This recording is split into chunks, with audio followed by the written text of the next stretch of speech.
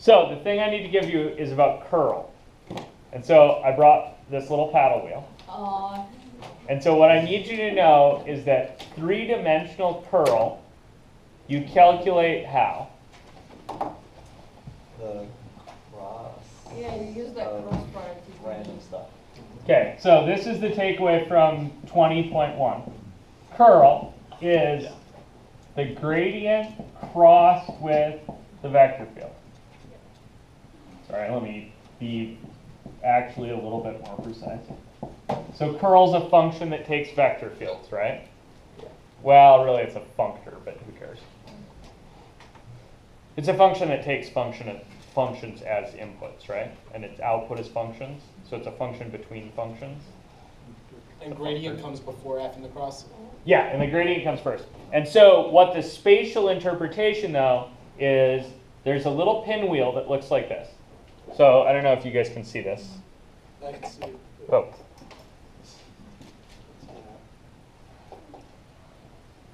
There's one. Here's a broken one.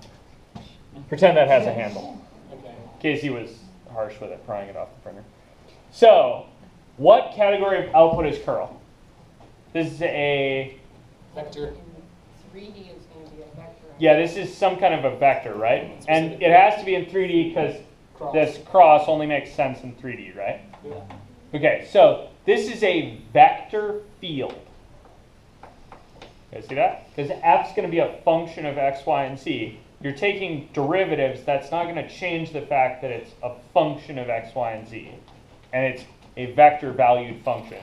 So curl is itself a vector field, right? Which means the outputs have a magnitude and a direction. And so these little pinwheels are useful because the pinwheel, if you put this in an airflow, right, it's going to tend to orient in a direction, and it's going to spin. So what your vector field, the curl, is telling you, the magnitude tells you how fast it's spinning, and the direction tells you where the axis of rotation points. You guys see that? So with my little vector guy here, right, it's got a little rotation that's going to happen, and then it's going to move to orient itself in such a way that that's as fast as possible. You guys with me on that? Huh. So I changed this thing a little bit from the one your book uses. Your book uses one where the paddles are flat. And I want you to notice that if the paddles are flat, it might orient either this way or that way. Yeah.